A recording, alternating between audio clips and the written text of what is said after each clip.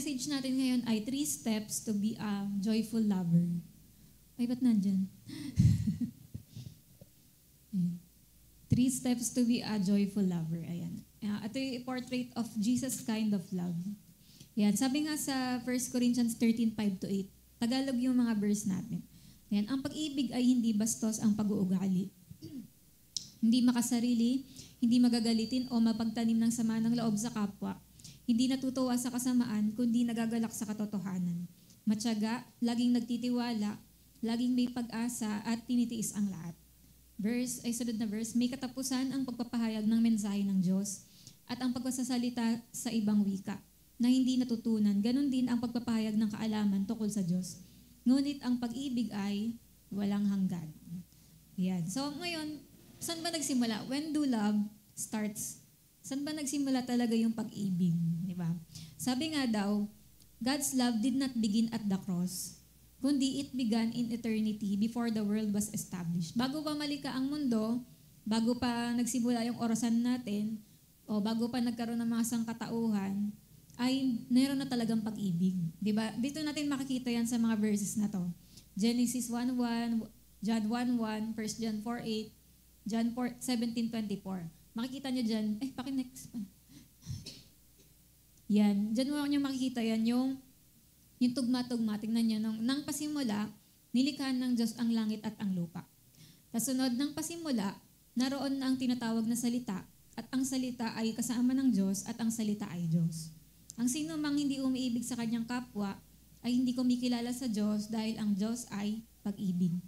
Kasi yung Ama, gusto kong sanang makasama sa pupuntahan ko ang mga taong binigay mo sa akin para makita rin nila ang kapangyarihang ibinigay mo sa akin dahil minahal mo na ako bago pa man nilikha ang mundo. Ibig sabihin noon pa man, di ba, na yung Diyos nandyan na siya at siya ang pag-ibig. Di ba? Kaya noon pa man, hindi lang dun sa krus nag-start, noon pa, di ba, ang Diyos na ay pag-ibig.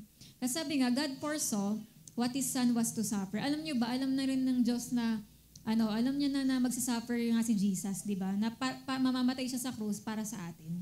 It has been said that there was a cross in the heart of God long before the cross was erected at Calvary. As we think about it, we will be overwhelmed at the wonder and greatness of His love for us. Na noon pa man, inisip na ng Diyos na iligtas tayo. Noon pa man, inisip na ng Diyos na mahalin tayo. Di ba? Kaya talaga kung marirealize natin yun, sobrang ma-overwhelm tayo ng love ng Panginoon. At syempre nga, kung gusto nating malaman ang tungkol sa love, the first place we should turn to is our Bibles. Syempre kasi, the Bible is the foremost reference on this subject. Dahil nga, sinasabi na ang Bible ay, di ba, love letter ng Panginoon. So, dito tayo sa Jesus kind of love as a joyful lover. Yan, na si Jesus mismo, di ba, makikita natin sa kanya yung example niya ng pagiging joyful lover. Sabi nga, Jesus tells us that the heir of His home is love. Nung sinabi ni Lord na you love me before the foundation of the world, di ba sinasabi ni Jesus na yung tahanan nila, kumbaga parang yung hangin. Yung hangin doon, ayun yung love. Ganun, kunwari sa langit nga daw. Yung mga nagsabing nakapunta sila sa langit. Yung atmosphere daw doon, love. Yung, basta automatic, pag nandun ka daw sa langit, ramdam mong mahal na mahal ka ng Diyos. Ramdam mo rin na kahit hindi mo kinakausap daw yung mga tao doon sa langit, mahal na mahal ka rin nila. Ganon. Kaya, di ba tayo, nararanasan natin dito sa lupa, yung parang love is in the air. Kasi, nararanasan natin yung kapag nandyan yung kapuspusan ng presensya ng Panginoon. Yan. Tapos, si Jesus, di ba, una, ay isang Diyos, He creates us. Sa Genesis 1:26-27, di ba nilagay dyan na likhain natin ang tao ayon sa ating wangis. Di ba sa lahat ng mga creation, tayo lang yung created sa image of God. Na yung mga hayop, hindi sila nakakapagsalita, hindi sila kagaya natin, di ba? Na tayo yung pinaka-special sa lahat ng mga creation. At sabi nga, yung sa binasa ko nga, si Adan, nilikha siya dahil sa pag-ibig. Para may mahalin ng Diyos. Naka-image, di ba? Image ng Diyos. Na si Adan lang yung tanging kayang makapag-return ng love na gano'n. Parang makapagmahalan sa Diyos. Kaya nung si Adan, talagang ang reason ba't siya nabuhay. Dahil nga para may mahalin ang Diyos. Kasi Eva, bakit siya nilikha? Nilikha si Eva para may mahalin si Adan. Di ba? Kaya ganun yung reason na tayo ring mga tao, kaya pala tayo nalikha, kaya ka pala nabuhay. Kasi para merong mahalin ang Diyos. Di ba? Kaya pag naisip mo yung reason na kaya pala ako nabubuhay ngayon sa mundo, kasi para maramdaman ko yung pagmamahal ng Diyos. Kaya sabi nga, God's love is unchangeable. He loves us in spite of knowing us as we really are. Di ba kaya yung ibang tao, parang pag nalaman na yung totoong pagkatao mo, hindi ka na mahal. Pero si Lord, you see the depths of my heart, but He loves us the same, di ba? Sabi, He created us because He wanted other creatures in His image in the universe upon whom He could pour out His love. Kaya gusto ni Lord, nilikha tayo para may pagbuhusan siya ng pagmamahal. Di ba? Kaya kung isipin nyo, grabing talagang masasabi mo yung what is man, that you are mindful of me. Yung kantang who am I, di ba? Who am I? That na. Kasi talagang maisip mo, grabe, tayo lang pinaka-special. Nilikha tayo para mahalin ng Diyos. Ayan. And the ultimate purpose behind the creation of man was and is love. Di ba? Kaya mapapaano ka talaga na grabe. Di ba? Kaya ako nandito dahil mahal ako ng Diyos. Sunod, He died and rise for us while we are still sinners. Yan. Pero pinakita ng Diyos sa atin ang kanyang pag-ibig sa ganitong paraan. Kahit noong tayo makasalanan pa, namatay si Kristo para sa atin. Kaya noon pa man, mahal ka na ni Lord bago mo pang siya mahalin. Di ba? Sabi nga, there's nothing you can do to make Him love you anymore. There's nothing you can do to make Him love you any less. Di ba na talagang solid na yon, solid ang pagmamahal ng Panginoon sa atin. Sunod, He forgives and will remember no more. Di ba? Yung sa Hebrews 10:17, dagdag pa niya, tuluyan ko nang lilimutin ang mga kasalanan at kasamaan nila. Tapos yung isang verse sa Luke, Ama, patawarin mo sila dahil hindi nila nalalaman ang kanilang ginagawa. Di ba na every time nahingi tayo ng tawad sa Panginoon, pinapatawad niya tayo. At sabi niya, wag mo nang banggitin yan. Parang pag tayo minsan kasi bilang tao, di ba dati ginto ginawa ko sa'yo? Pero si Lord, tama na yan. Hindi ko na yan inaalala pa. Kapag pinatawad ka niya, hindi na niya ibabalik yung ginawa mo. Di ba? He will remember your sins no more. Sabi nga, yes, God's a loving and forgiving God. But that doesn't mean we can go on sinning. Oo, mapagmahal si Lord at mapagpatawad. Pero, hindi ibig sabihin nun para lisensya yun para nga magpatuloy tayo sa kasalanan. Kaya reminder lang din yun. Tapos sabi nga, God's love doesn't mean we can go out and sin tonight and then act real nice tomorrow morning like nothing happened. Hindi natin pag-appreciate ng love yung, ngayong gabi magkakasala, tapos bukas parang wala lang. Kundi, ang pag-appreciate ng love of God, di ba na alam mo everyday, di ba na nag-strive ka na talaga maging obedient sa Panginoon. Tapos sabi nga, our sin may break His heart, but He loves you and wants you to return to Him. Di ba? Pero alam natin na every time na nagkakasala tayo, nadudurog yung puso ng Panginoon. Pero kahit ganun nga yung ginagawa natin, pero yung sabi pa rin sa kanta, di ba, your love keeps following me. Na hinahabol pa rin tayo ng pagmamahal ng Panginoon, na gustong-gusto pa rin niya tayo makabalik. Tapos sabi nga, we need to have this confidence that no matter what we have done, God loves us. Pero kapag dumating ka naman sa time na gano'n na na-fail mo si Lord, nagkasala ka, huwag mo isipin na wala ka nang babalikan. Di ba? Kasi sa tao, minsan, pagka nagkamali ka sa Kanya, parang hindi ka na papatawarin, di ba? Pero huwag niyong kakalimutan na sa buhay natin, ano ang failure nagawa natin. Si Lord, lagi niya tayong inaantay. Meron pa rin another chance. Laging hindi nauubos hanggang buhay ka pa. Di ba? Laging nandyan yung pagpapatawad ng Panginoon. Dahil nga, mahal niya tayo.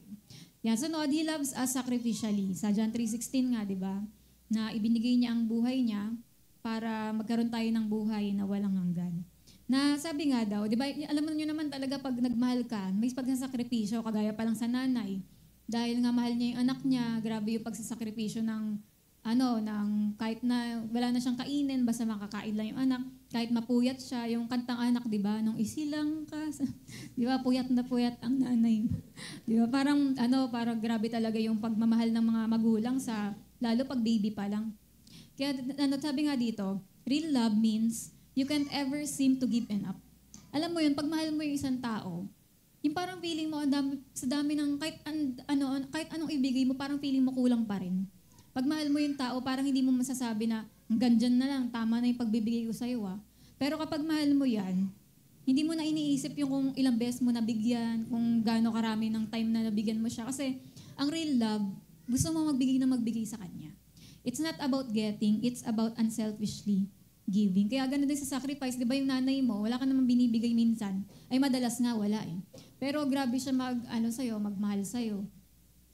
Kahit na inaaway mo pa, pero grabe pa rin yung pagmamahal sa'yo. Kasi gano'n yung sacrificial love, parang kagaya ng God's love. Na parang kahit nagkakamali tayo, pero si Lord, lagi niya pa rin tayong tinatanggap. Sabi nga, love is maturity to the full degree. It is a sacrificial gift to someone else. Di ba talagang matured yung love na to, na kapag kaya mong mag-sacrifice para sa iba. Sabi nga, if love doesn't require some sort of sacrifice on our part, tandaan niyo to hindi ka pa talaga totoong nagmamahal kung hindi ka pa nakaranas mag-sacrifice. We probably aren't loving the other person at all. Kapag inisip mo, mahal ko talaga tong Sunday school. Pero ano yung sinacrifice mo para masabi mong mahal mo yung Sunday school? Kunwari, outreach, mahal ko talaga yung mga tinuturoan ko sa outreach. Paano mo nasabi na mahal mo sila? Yung nag-sacrifice ka, yung part ng baon mo yun, pero pinang-price mo. Parang part ng dapat pahinga mo yun, pero nagturo ka, di ba? Mga ganon, na parang malalaman mo na mahal mo talaga yung isang bagay o yung isang tao kapag nag-sacrifice ka na para dun. Parang tayo kay Lord, di ba? Kapag nagsasacrificial giving din tayo, doon natin nakikita mahal ko na talaga si Lord. Kasi meron na akong pagsasacrifice. Minsan, magpupuyat ka para magbasa ng Bible, di ba? Mga ganon. At mag-pray. Kahit na dapat tulog ka na lang nun, nag-sacrifice ka ng time, di ba ganon? Tapos sa sunod naman, He never leaves us nor forsaken us. Sa Hebrews 13:5, sapagkat sinabi ng Diyos, hindi ko kayo iiwan o pababayaan man.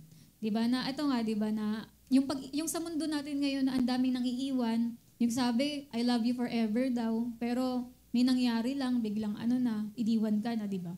Parang sa panahon din ngayon na mga tatay nang iiwan ng pamilya, kahit mga nanay, pwede kang makalimutan. Pero nakakatuwa na ang pag-ibig ng Diyos ay hindi ka iiwan ni pababayaan man. Diba? Tapos sunod naman, His love is more than enough. Sa Jeremiah 31:3, kasi, sabi dito, iniibig ko kayo ng walang hanggang pag-ibig. Sabihin, diba, yung everlasting love. Na, minsan kasi may mga hinihiling tayong love sa mga tao, pero nasasabi mo na, hindi sapat yung pagmamahal mo sa akin, diba? Parang, parang kulang yung love mo. Kasi, totoo naman yon na hindi talaga tayo mamamahal ng mga tao ng sapat.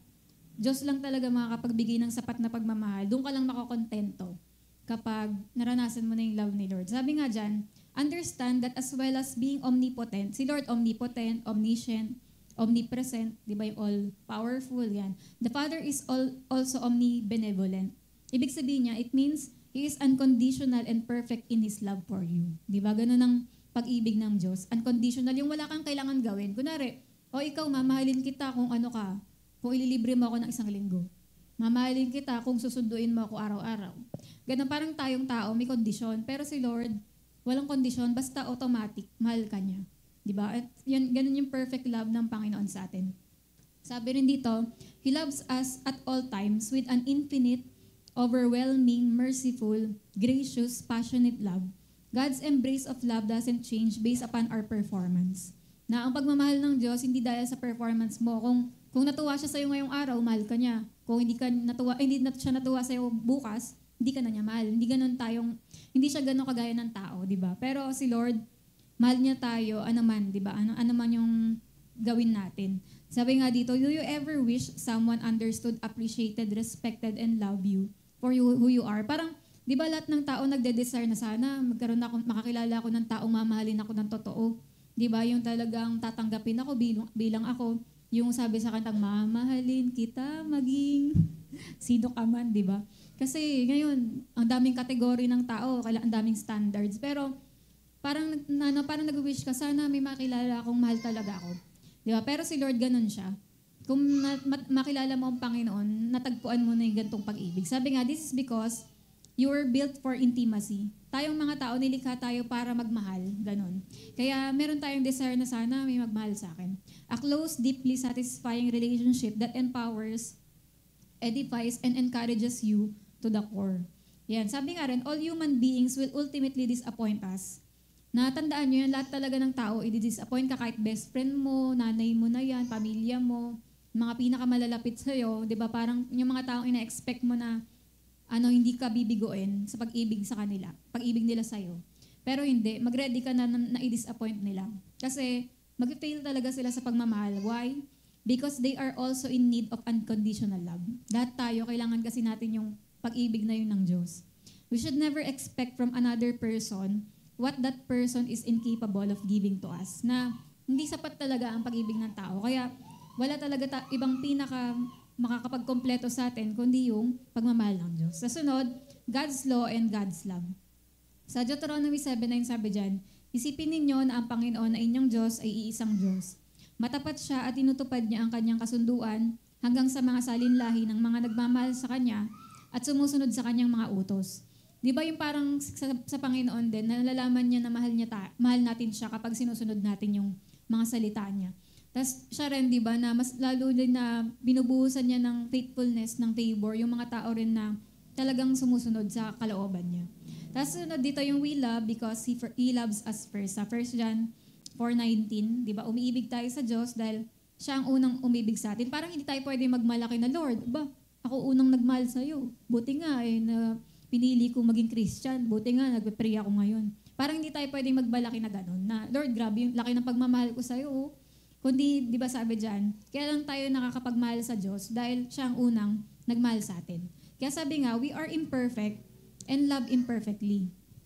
But God loved us before we were loving Him. Di ba, mahal ka na niya bago ka pa mag-respond ng pagmamahal sa Kanya.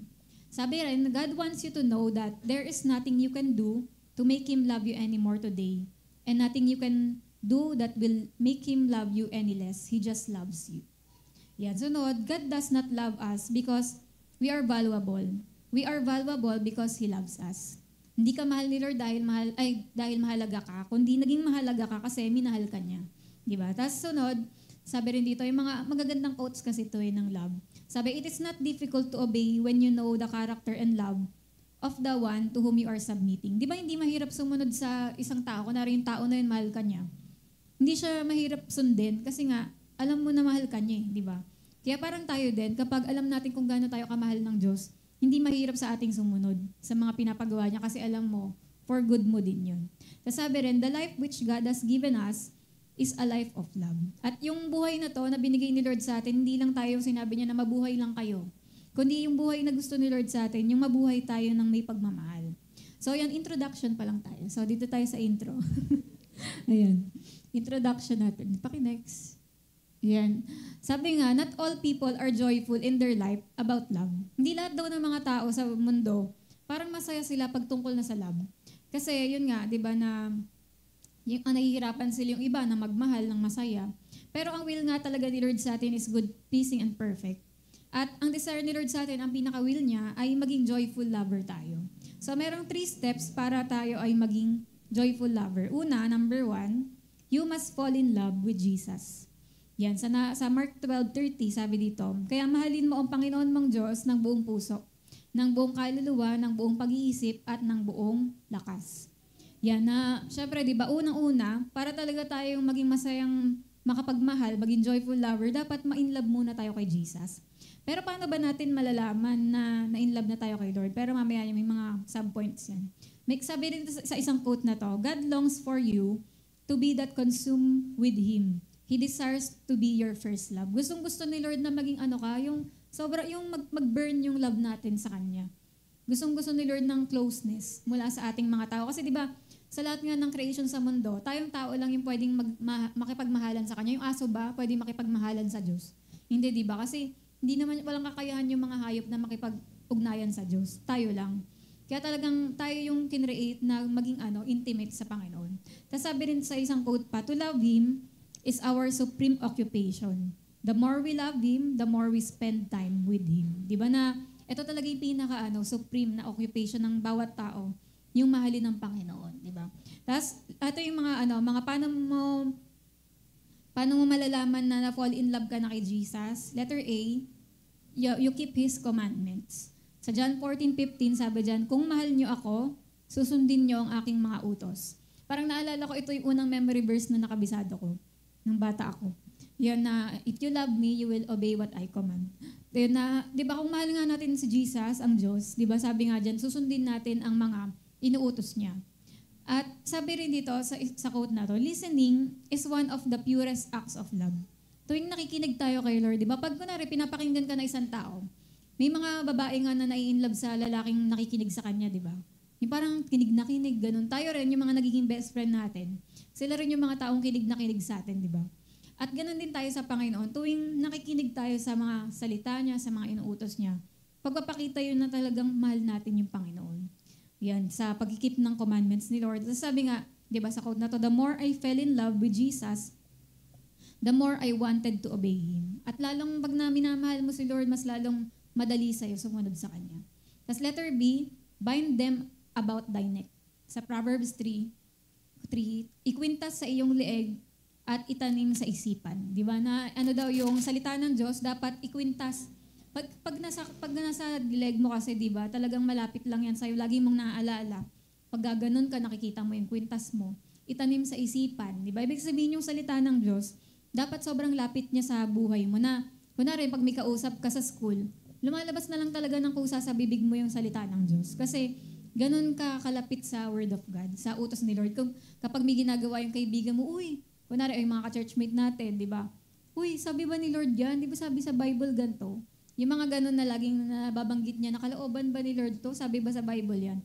Sila yung mga tao na talagang nakabind na sa neck nila yung Word of God. Tapos letter C, hide them and write them upon the tablets of your heart. Sa Proverbs 3:3 at Psalms 119:11, sabi dyan, manatili kang mapagmahal at matapat. Alalahanin mo ito lagi at itanim sa iyong isipan.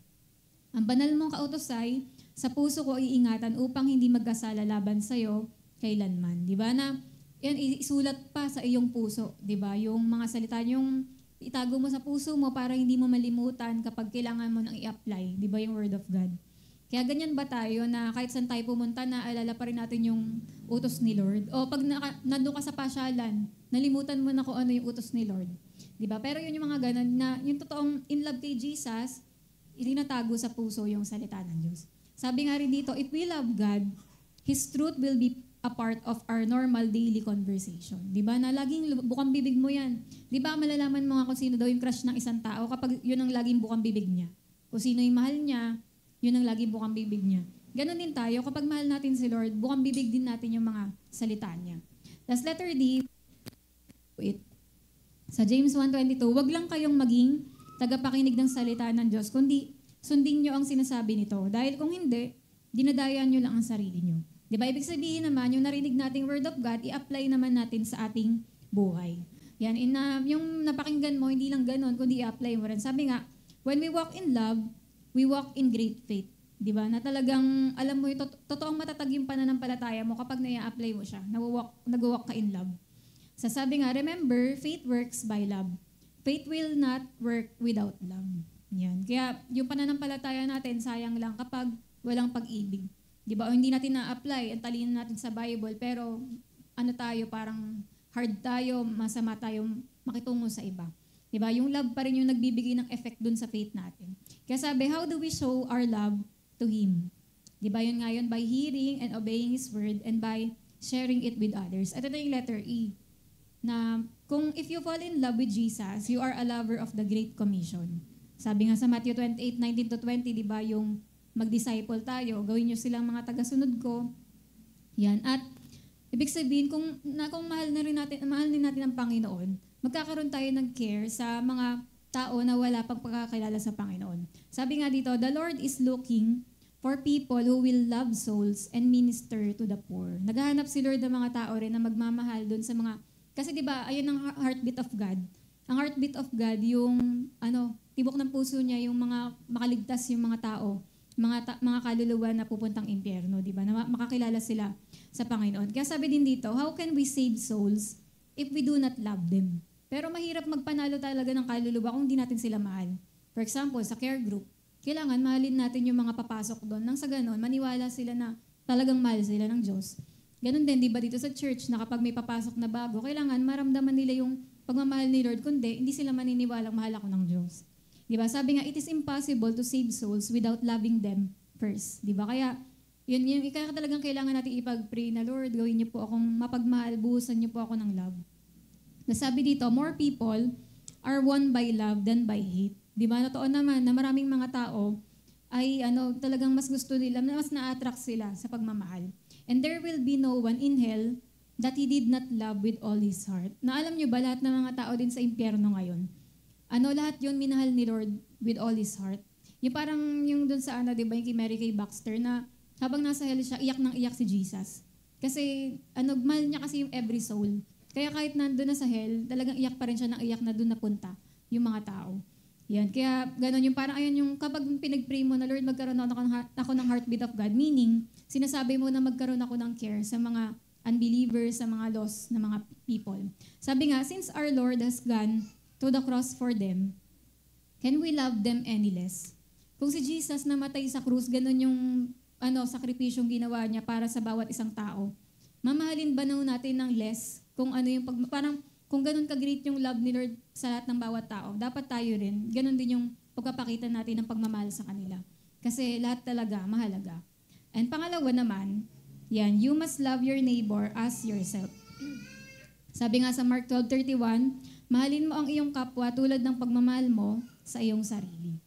Ayan. Paano naman tayo maging joyful lover? Pangalawa, di ba? Mahalin din natin yung kapwa natin. Letter A, you must love one another. Sa John 15:17, sabi nga, ito nga ang utos ko sa inyo, magmahalan kayo. Yan, yung love one another, di ba? Sabi dito, if you do not love your brother, something is seriously wrong with your love for God.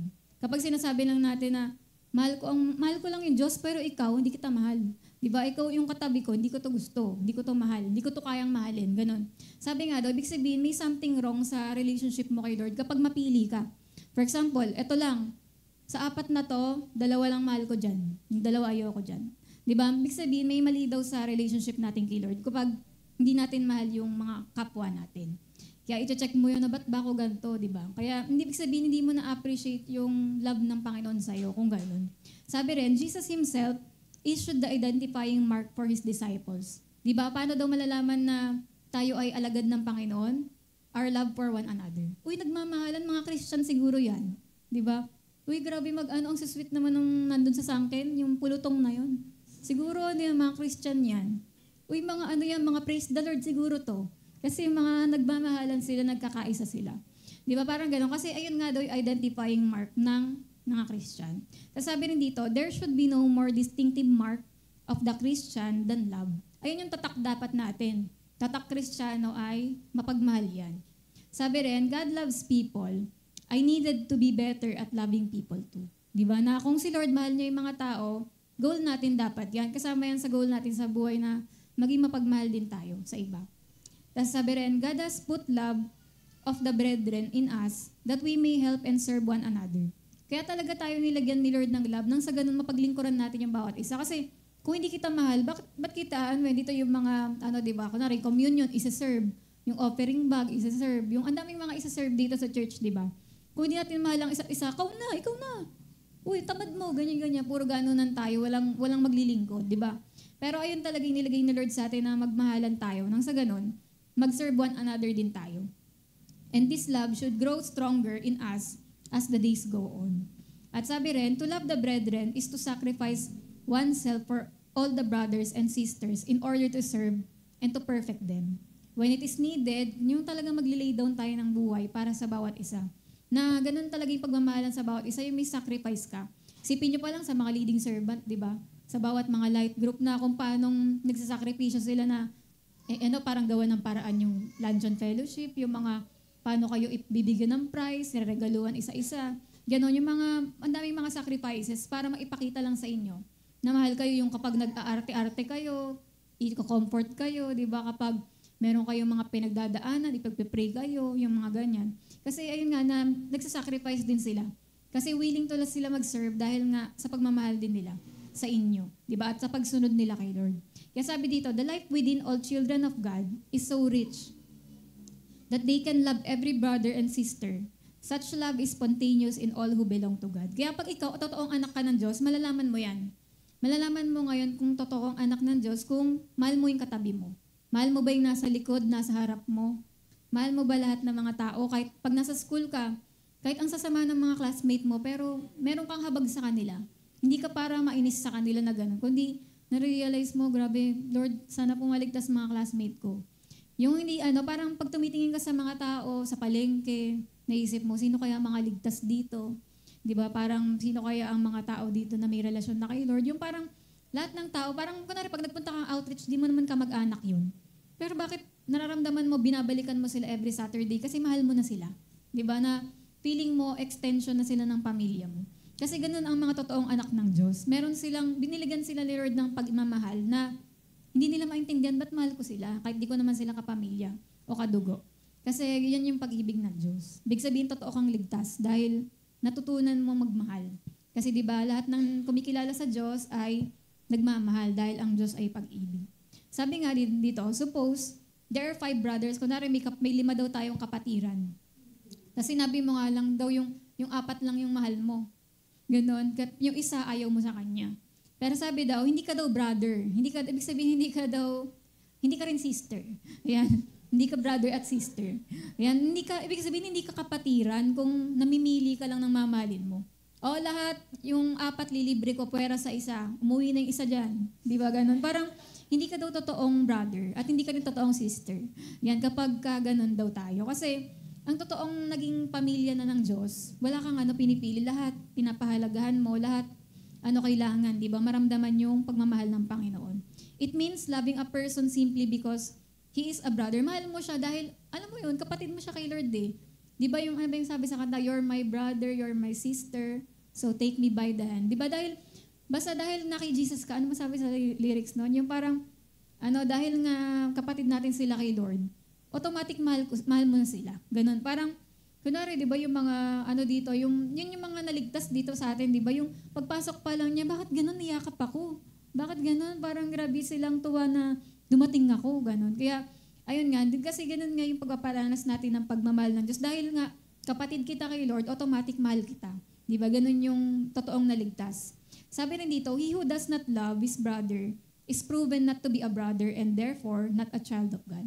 Pagka ganyan daw tayo na meron tayong mga hindi mahal, ibig sabihin hindi ka totoong anak ng Diyos. Kasi ang totoong nakakilala ng pagmamahal ng Diyos, mahal niya ang lahat. Diba? Kaya sa atin dito, parang ako, pinagsisikapan ko yun na lahat sana maranasan nila na parang hindi nila maisip na may favorite. Lahat mahal. Ganon. Lahat kayo special. Ganon. At lahat kayo mahal ni Lord.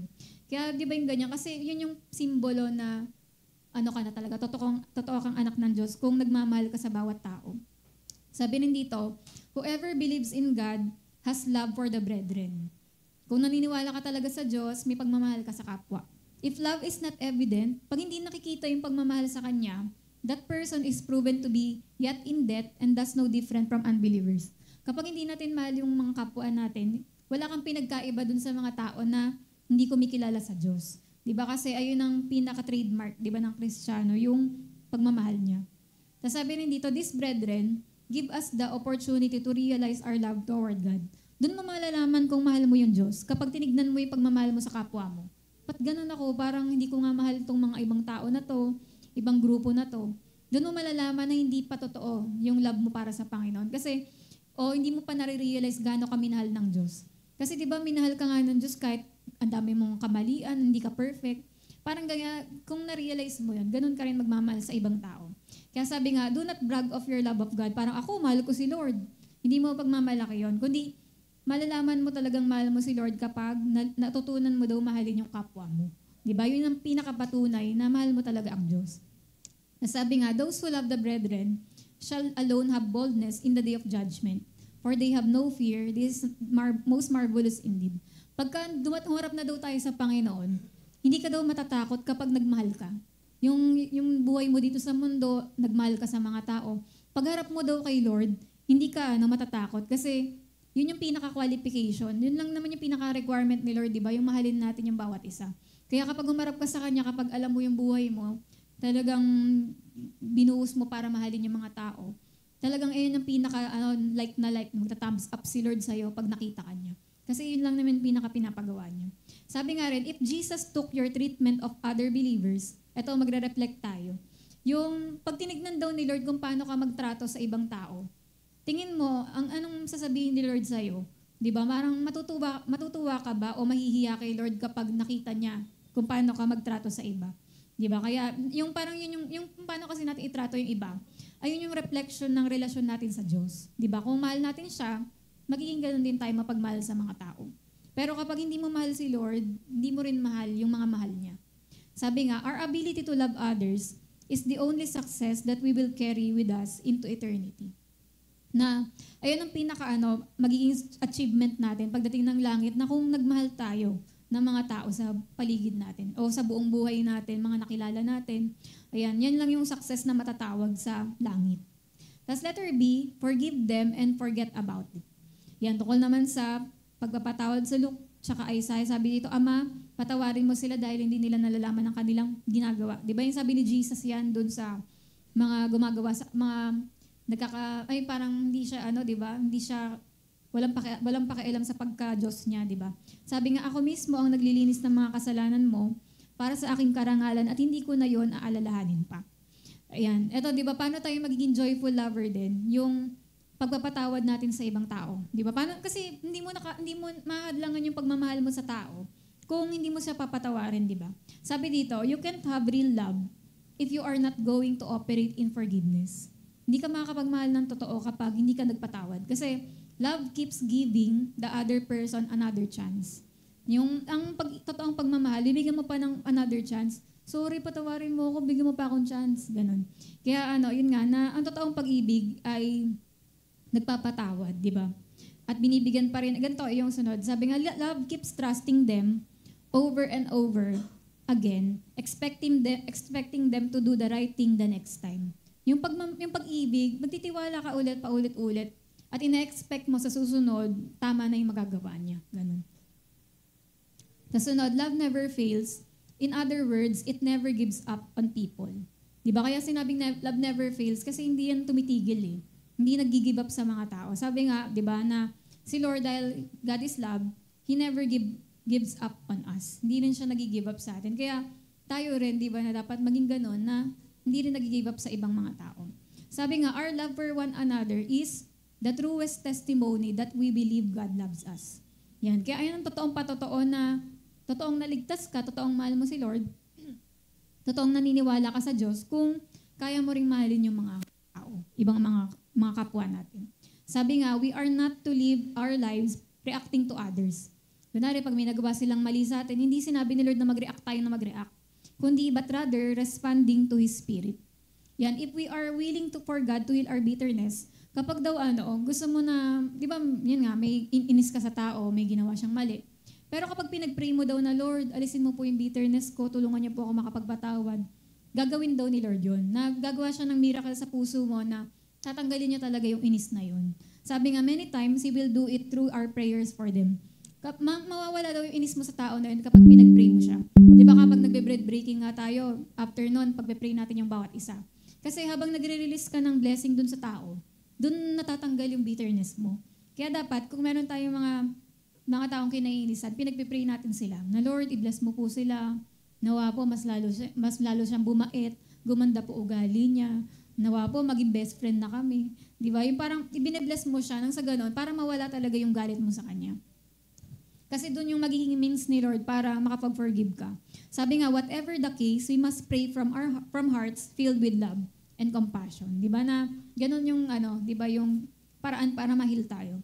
Sabi nga, but by not hating his brother, one proves himself to have love in him.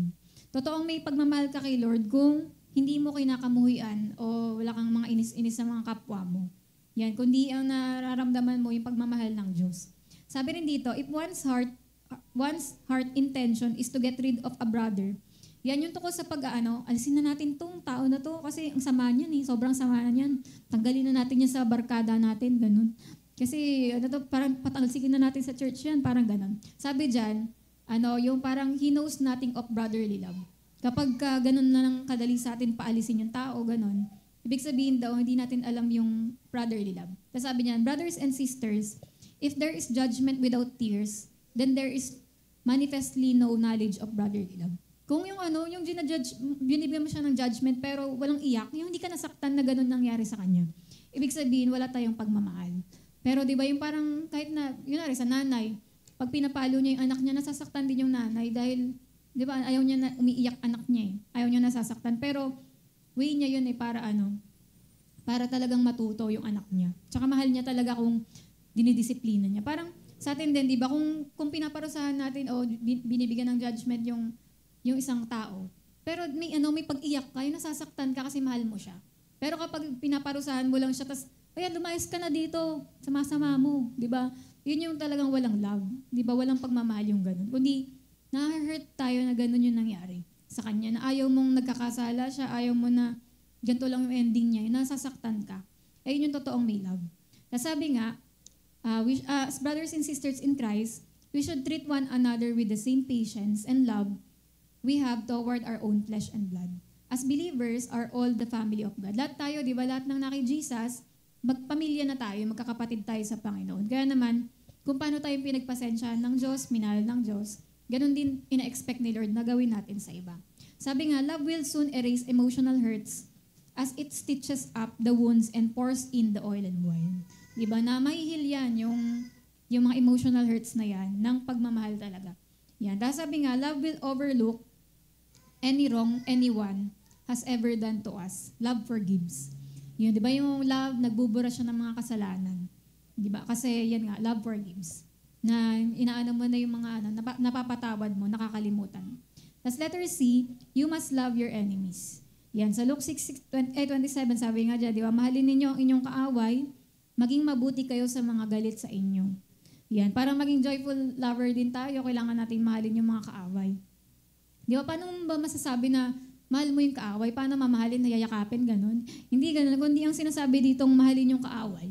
Yung ginawan ka ng masama, chinismis ka, pero ang ginawa mo, niragaluhan mo pa. Di ba? Na yung ginagawa, pasabi diba, maging mabuti kayo sa mga galit sa inyo. Ginawan ka na ng masama, ginawan mo pa ng mabuti. Di ba? Ayun yung totoong naglalab ng enemies. Yan, na hindi ka gumanti ng mali dahil sa mali na ginawa sa'yo. Sabi dito, sometimes, it's really hard being a disciple of Jesus Christ. Ang hirap daw minsan maging disciple. Bakit? If you try to follow and obey Jesus long enough, sooner or later, He's going to ask you to love and accept somebody you don't even like. Kasi darating yung time pag naging disciple ka, sasabihin, Lord, tanggapin mo to, mahalin mo tong taong nakakainis na to, di ba? Pero yun nga, ganun talaga yung part ng pagiging disciple ni Lord na paparanasin ka na, isusurround ka na, ba't ganito? Ito pa naging one-to-one ko, kakasar naman to. Yung parang hindi namin tugma, ganyan. Parang naging ka-LG mo yung ganitong tao na nakakapikon, ganun. Parang walang, insensitive, ganyan. Pero, yun nga, nag-part yan ng pagiging disciple ni Lord para talagang tumatag ka, gumanda yung character mo. Lalagyan ka niya ng mga taong nakakainis para matuto kang magmahal palalo, kagaya ni Jesus. Sabi nga, Jesus' greatest challenge to us is to love our enemies. Di ba pinakamatinding challenge yan na mamahalin yung kaaway? It is difficult enough to love our friends and families. Pamilya mo pa nga lang, mga kaibigan, minsan, ang hirap na mahalin yan, di ba? Minsan yung kaibigan mo gusto mo sabunutan, di ba? Parang pamilya mo, asar na asar ka, minsan gusto mo batuhin. May mga ganong pagkakataon, pamilya mo na yun at kaibigan. Pero, paano pa yung kaaway na sinasabing mahalin daw natin, di ba? Pero yan, but to love those who do not return our love seems unnatural to us imperfect lovers. Nevertheless, Jesus' commandment is clear. Pero gayon pa man, ito pa rin ang utos ni Lord na pag ginawa ka ng masama, ang pinaka-love your enemies doon, hindi mo gagawa ng masama, kundi gagawan mo siyang mabuti. Kasabi rin, if you see something that isn't quite right, love doesn't broadcast it all over the place, causing strife and division. Kundi love, praise, and believes the best. Na ang pagmamahal daw, hindi yung, alam mo ba, sabi ni ganito, ganito ka daw. Ikaw, sabi rin niya, ganito ka daw. Kasi yun, ikaw, alam mo ba, ganito pinag-usapan kanila. Ganyan. Yung ginugulo-gulo niya. Ang love daw, hindi ganon. Yung pinaggugulo-gulo mo yung mga tao, nagkakaroon ng strife and division. Kundi ang love, pag may nalaman siyang mali doon sa tao, pinagpe-pray na lang niya and believes the best na hindi babaguhin pa ni Lord yan. Di ba? Na wag mo nang pagsabungin yung dalawang tao, di ba? Kundi pinagpe-pray mo na, Lord, maging okay po sila. Tsaka tulungan mo po kami, binabago mo pa lang naman kami araw-araw. Kaya maging patient din po kami sa isa't isa. Tapos learn to love like a child does, without complicating things. Di ba yung mga bata, pag nagsampalan yan ngayon, mamaya okay na yan, kumakain na, nagsusubuan na yan ng candy. Di ba? Ang dali sa mga bata na pag ginawa ng mali, nagbabati agad, ganon. Ganon din sa atin, sana nga daw, di ba, matuto tayo sa kagaya ng mga bata. Yung sinasabi ni Jesus, di ba, na ang kaharian ng Diyos para sa mga bata. Parang hindi daw tayo makakapasok sa langit kung hindi tayo magiging kagaya ng mga bata. Kasi yung mga bata, ang dali-dali pakiusapan, di ba? Pag sinabing, bati na kayo, hug na, hug. Nagbabati na agad. Pero yung mga tao, hindi na. Di ba, sa kanya na yan, ganyan-ganyan. Kalimutan na, ganon. Pero ang sabi nga dyan, learn to love like a child does, na ang dali sa mga bata na magmahalan, magpatawaran. Sabi nga, when we, the body of Christ, do not live and love well, people will blaspheme the name of God. Alam nyo, pinaka di maganda dito, pag nag-aaway-aaway yung mga Kristiyano, yung pag hindi nagmamahalan, nalalait nila yung Diyos. Ganyan ba mga Kristiyano? Ganyan ba Jesus nyo? Ganyan ba Diyos nyo? Ganyan ba ang nag-church? Di ba? Ganon. Parang, ayun lagi yung sinasabi ng mga tao kapag hindi tayo ayos ganon. Parang sinisisi nila yung Diyos natin, ganon. Parang yun yung si Jesus yung na babanggit, di ba? Kaya dapat talaga na sa lahat ng mga nakakakilala sa atin bilang Christian, maingat tayo na i-display yung pagmamahal ng Diyos. Kaya kapag may bago sa LG nyo, walang laitan muna, wala mo ng sabunutan. Di ba? Ay, mahal na mahal namin ito isa't isa. Di ba? Pag kasi parang makita nung maingganyo yung bago, di ba, na hindi kayo ganun, nagaganon. At kaya makita nila, wow, ang sweet naman ng magiging group ko na to. Di ba? Kaya yun, parang, yun nga, di ba, doon nila nalalaman na talagang merong, may totoo tayong Kristiyano kapag nagmamahalan tayo. Kasi sabi rin, God's love promotes unity. God's love bring people together. It doesn't separate. Ang pag-ibig ng Diyos talaga, nag-unite yan sa atin. Hindi tayo pinaghihiwa-hiwalay. Yan. Kaya kapag talagang nagmamahalan tayo, mas lalo tayong nag-stick together. Mas lalong gusto nating magkakasama. Mas lalong gusto mo umattend ng youth fellowship kasi mahal na mahal ka ng mga kasama mo. Gusto mo umattend ng gawain na to kasi mahal na mahal ka ng mga kasama mo dun. Ganun yung goal, di ba, ng mga Kristiyano. Sabi nga, when it's hardest to love, and you love regardless, your love grows stronger. Kahit na dumarating yung time na ang hirap magmahal, pero pinili mo pa rin magmahal, alam nyo ba, magiging matibay lalo yung pagmamahal nyo. Di ba? Kaya kapag sukong-suko ka na, ayaw mo na magmahal, pero pag naalala mo yung love galing kay Lord, kaya mo pa rin. Na hindi, kaya ko pa. Na nagpahinga lang yung puso ko, pero ito, ready na uli magmahal. Yan, gano'n, di ba? So sabi nga, when you're with other Christians who love the Lord, and are praying for one another, the joy of Jesus is there. Di ba? Na kapag tayo, mahal natin si Lord, pinagpipray din natin ang bawat isa.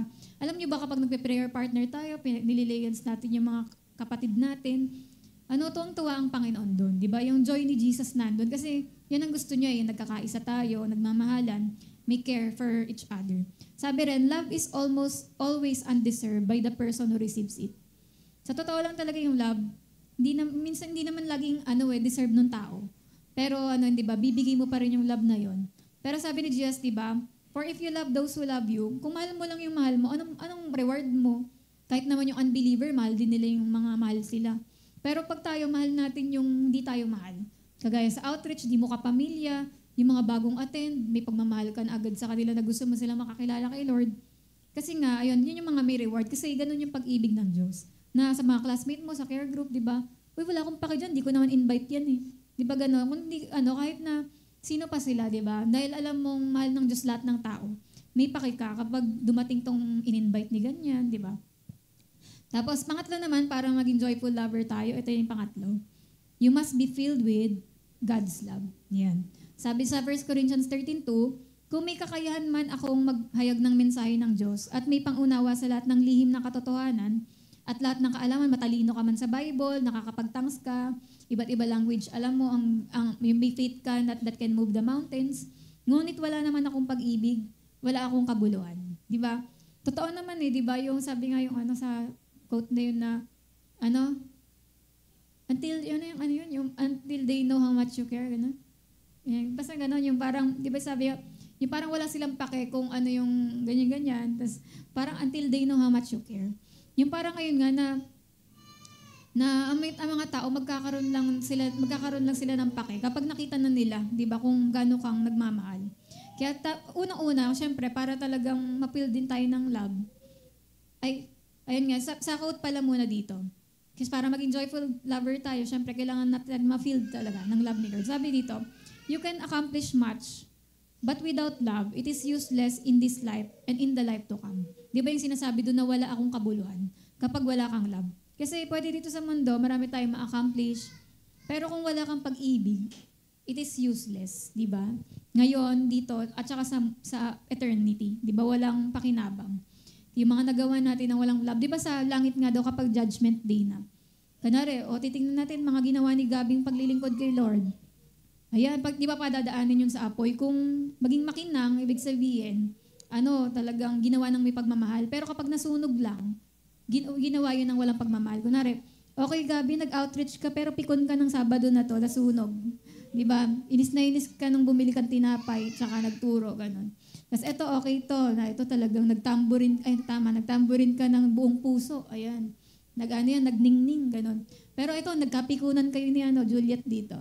Yan, ayan yung mga time na walang saysay yung ginawa niyong outreach na to, ganun. Kaya yan, parang mga ganun na lahat ng mga ginawa natin na may love, yun lang, yung merong reward pagdating ng araw. Sabi nga, human existence is meaningless without deep love. Di ba talagang dito sa mundo, isipin nyo kung walang pag-ibig sa mundo. Di ba? Wala na. Parang impyerno. Yun talaga yung pinaka. Pero kapag may love, nararamdaman mo yung parang feeling langit. Di ba? Langit ang aking nadarama. Di ba? Kasi kapag nararamdaman mo yung presence ni Lord, dun yung may heaven. Pero pag hell talaga to, kapag wala yung pag-ibig ng Panginoon. Yan. So, ayun, sabi rin dito, do not awaken love until it's so desire. Kaya sabi sa Song of Solomon, di ba, yung wag mo, na hindi nyo hayaang ang pag-ibig ay umusbong hanggat hindi pa dumarating ang tamang panahon. Yung sinasabi, kasi yun, minsan tayo mga tao, dahil gusto nating mapunan yung pagmamahal na kailangan natin. Yung iba, iniisip nila sa girlfriend, boyfriend, mapupunan yun, di ba? Kaya nakakailan sila, may mga nakaka-10, nakaka-20. Di ba? Kasi iniisip nila, sino ba makakapagpuno ng meron sa puso natin longing na mapuno tayo ng love.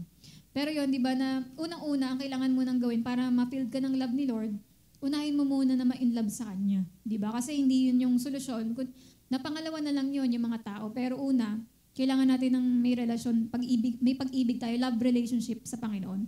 Kaya yun na nga yung letter B, yung delight in the Lord, and He will give you the desires of your heart. Sa Psalms 37:4, sa Panginoon mo hanapin ang kaligayahan at ibibigay niya sa iyo ang ninanais mo. Di ba? Kaya, eto nga, pagka, di ba, si Lord yung una nating minahal, siya yung pinaka naging joy ng buhay natin, sa Kanya tayo unang humanap ng pagmamahal. Ang nangyayari, di ba, na kahit yung mga desire ng puso mo, binibigay ni Lord. Sabi dito, it's amazing what God will do for you if you just love Him. Paki-next. Nakakasabay ba kayo sa akin? Pagkaano? Ayan, sabi nga, it's amazing what God will do for you if you just love Him. Di ba kahit nga daw si D.L. Moody, ang talent lang niya, mahalin si Lord, pero grabe yung nagawa niya para kay Lord. Kaya tayo, di ba, kung feeling mo, yun lang ang meron ka, yung pagmamahal lang sa Panginoon, hindi mo alam, grabe yung magagawa mo kay Lord. Dahil sa love na yan, para sa Kanya. Tapos sabi rin, those who claim to love God should enjoy worshiping God. Di ba, ayun yung delighting yourself in the Lord, yung pag-worship. Kaya, kung mahal mo talaga si Lord, hindi ka nagre-reklamo, ang dami namang kanta, ang daming line-up. Ba naman to, napakahaba, di ba matatapos yan? Di ba? Kasi pagka mahal mo si Lord, enjoy ka na magstay sa presence niya. Enjoy ka mag-worship, ganun. Di ba ganun din sa mga mahal natin, yung sinasabi na, sana tumigil yung orasan, di ba? Para magkasama pa tayo, ganun. Kaya ganun din sa Panginoon, na kapag mahal natin siya, gusto mo magstay sa Kanya. Sabi rin, if you really love someone, it doesn't matter how often he calls or what he calls about. Di ba kapag chat ng chat yung crush mo, reply ka naman ng reply, abang ka ng abang sa cellphone mo. Tuwan-tuwa ka rin kung yung, lagi kang tinatawagan kung mahilig ka sa tawag. Lagi kang masaya, kunwari kapamilya mo o yung, na tinatawagan ka. Parang hindi sa'yo hindi ka naiinis doon kapag gusto mo yung tumatawag. Ganon din sa Panginoon, di ba, na dahil mahal niya tayo, katuwing nagpe-pray tayo sa Kanya, hindi siya naririndi, pray na naman to si Ella. Ito na paulit-ulit naman to, buong araw na nagpe-pray to. Di ba, hindi ganun si Lord, kundi tuwang-tuwa siya sa boses natin, tuwang-tuwa siya sa mga request natin, sa mga kinukwento natin. Kasi God loves you so much, He doesn't care how trivial your need might be. He just loves to hear from you. Na kapag nagpe-pray tayo, gustong-gusto lang talaga ni Lord marinig boses mo, ano yung mga hiling mo sa Kanya, mga kwento mo. Hindi siya nagsasawa, kahit na ilang beses tayo tumawag. Kaya di ba, kaya nga sabi sa Bible, pray without ceasing. Ako, kunwari sabihin nyo, rindihin nyo ako, ayoko. Yung parang ang daming sa'yo, mag-chat, makipag-usap, nakapila yung buong araw, di ba? Tayong tao, napapagod tayo. Pero si Lord, hindi siya napapagod, gustong-gusto niya tayong mapakinggan. Sabi nga, letter C, let all things be done in charity o in love. Di ba? At ano man ang inyong gawin ninyo ng may pag-ibig. At syempre, yan na, dapat gawin natin lahat ng may pagmamahal. Sabi dito, if you live with the heart of God, you'll do the works of God. Kung meron ka daw heart ni Lord, alam mo yung tibok ng puso niya, magagawa mo rin yung ginagawa ng Diyos. Sabi nga, if you live by the Spirit of God, you fulfill the will of God. Move in His moving, love in His loving, live in His living, and be in His being. Di ba? Ganun na, pag mahal mo si Lord, magagawa mo rin yung mga ginagawa niya. Sabi nga, God doesn't need us to serve Him as a means to attain His love. Hindi tayo naglilingkod kay Lord para mapatunayan nating mahal natin siya. Kundi, He wants us serving Him out of love. Kundi gusto ni Lord maglingkod tayo kasi gamit yung pagmamahal na binigay niya sa atin. Sabi rin, ito yung sa 2 Corinthians 5:14, yung the love of Christ compels or constrains us. Yung pag-ibig ng Diyos yung tumutulak sa atin para, di ba, gawin yung mga paglilingkod, mga ginagawa natin.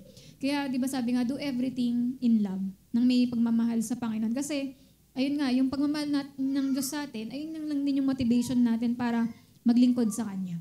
At sabi nga rin, when I give, I'm saying, I love you, Lord. Tuwing nagbibigay tayo, sinasabi natin na mahal natin si Lord. Di ba? O pag nagbigay tayo ng pagmamahal sa mga tao, patunay yun na sinasabi nating mahal din natin si Lord. Di ba? Yan. Pero ito, sa dulo, what if, yan, yung tatlong, ano natin, di ba? Ano yung 3 ways? Naalala niyo ba? Ano yung 3? Filled with God's love.